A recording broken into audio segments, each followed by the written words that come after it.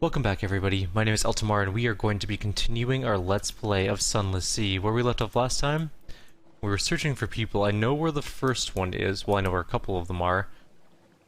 Some of the places we need to go we haven't discovered yet. I did a little research on how to find the people, because I want to get the original 7. I know you can replace them with strategic information, but that's not the way I want to go about this. I would like the original 7 for my storyline, because that sounds pretty cool.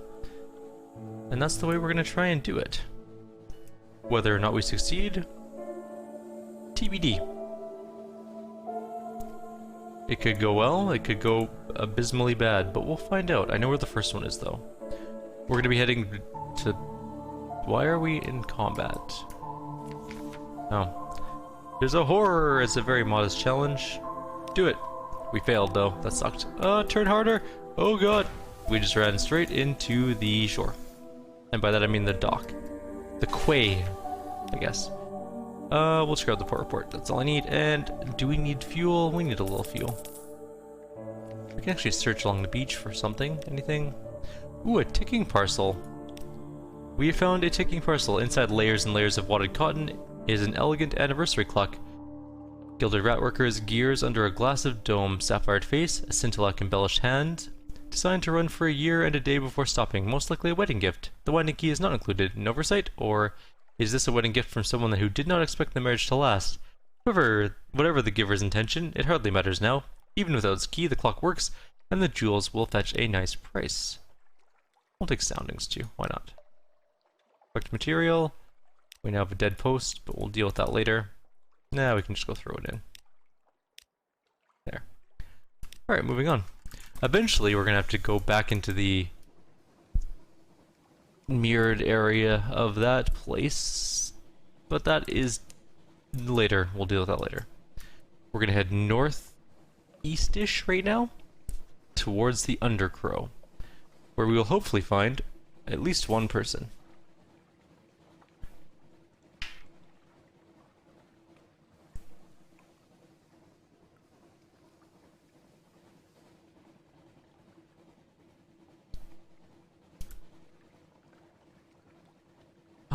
What a nice, serene sound. Oh, now we have music.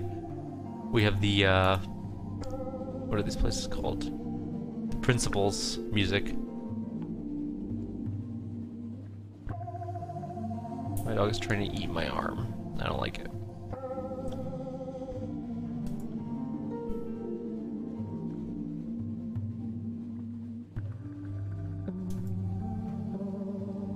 It's being weird.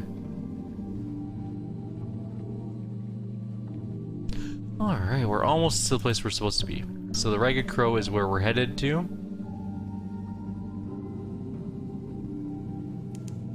And we're gonna duck underwater pretty soon here. Probably about here. Should be good enough, close enough anyways. So each of these videos is going to be us finding one of the people, hopefully. The video will just encompass the person, whether it's longer or shorter than the normal 15 minutes we do it. It's just going to be up to whatever the storyline dictates, because I actually have no idea how each of these goes.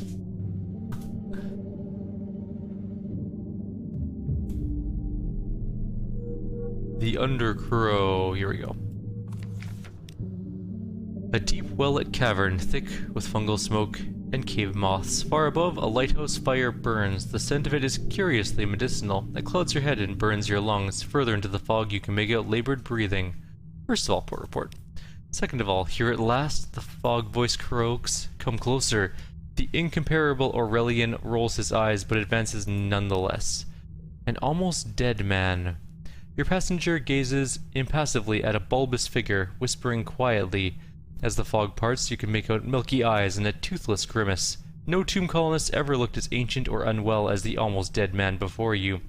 Gray, bloated, and nearly embalmed by the fungal smoke, it's difficult to tell where his skin ends and the stone bed beneath him begins. His breath is shallow, but his bare chest heaves to a different rhythm. A shape crawls out beneath his ribs, but disappears as the man lets out a gassy sigh. Allow me to introduce you, the incomparable Aurelian says, slipping you a modest payment. This is Lorenzo, my erstwhile mentor and host to the Most Moth. A deep well-lit... Oh, we to do that. Ask the almost dead man to rejoin the Seven against Nida. Once he was Lorenzo, their guide. Will he be so again? He laughs. And the laugh becomes a wheeze, which becomes a cough, which makes the most moth stir restlessly behind his ribs. Too late, my time's up. Miriam will have to find another guide. He purses his dried lips. Try the Isle of Cats. His piratical majesty's chiefest claw. Crossed paths with them more than once. I did. Almost had me that last time. Isri, that's their name. He remembers one other thing, and if you have a better luck this time, it would be good to be remembered. I don't need an arch or a statue, just carve my name on Nida's bones. That'll do me. So we have to go get Isri now. Let's speak with the incomparable Aurelian. A true collector appreciates patience. When my master retired here, we both thought it would be his last destination. The Aurelian's eyes take the sheen of the patient man, approaching a long-delayed payoff. No one has been present at the most moths hatching before. Well, no one who is in any condition to remember it afterwards. He spares a hesitant glance over his shoulder at the almost dead man. Of course, being by my master's side during his final days is a necessary part of the process. Entertain a dying man's last requests. Eva Zubmarine, the almost dead man wheezes. Entertain a dying man's last requests? Delivering farewells. Mortality has a way of finding us in the end, the almost dead man wheezes to himself, dislodging a cloud of cave moths. Ew. The incomparable Aurelian spares them only a disappointed glance. I must set my affairs in order. I owe that much to my successor. He waves a withered hand feebly. It's not clear whether the gesture suggests the companion at his bedside or the one nestled within his ribs. So, would you help an old man say his farewells? Sure. Deliver a letter of farewell to a sprightly visionary at Hideaway. He deserved more than I had to give, the almost dead man croaks. How did this he come to know of one of the exiles of Hideaway? No answer is forthcoming, but the old man displays a broken grin. The old history of foolhardy youths, he confides, who somehow became old men. Okay, we have that letter. Share tales of the outside with the almost dead man? We can do that. We can give him a Z story. Sure. We give him a dying grace. We got an intriguing snippet. 3 memories of distant shores, but we lost a sea story. Anything to buy here? Nope. Alright, we are headed down all the way to the Isle of Cats. Except there's something glowing here, which I'm going to go take a look at. It may be a monster. If it is, it's moving, so it's definitely a monster. I don't feel like fighting one of those at the moment, so we'll just leave. I need a better ship. That's still our goal in the end. Alright, so we have a long, long journey ahead of us. Isle of Cats is basically across the Z. In this rare occasion, since recently we started sailing the full journey of the video, I'm just going to do a jump cut to when we get to the Isle of Cats. It's just a very long, long trip, and nothing really of value is going to happen. I'm just going to stop in Port Carnelian to get supplies, and we'll continue on our way. Back shortly. We have arrived at the Isle of Cats, Port Cavendish. We can invite Isri to join the Seven against Nida. Given Lorenzo's misfortune, you find yourselves in need of a new guide. You broach the subject with delicacy. There is a light in Isri's eyes that you would not describe as reassuring.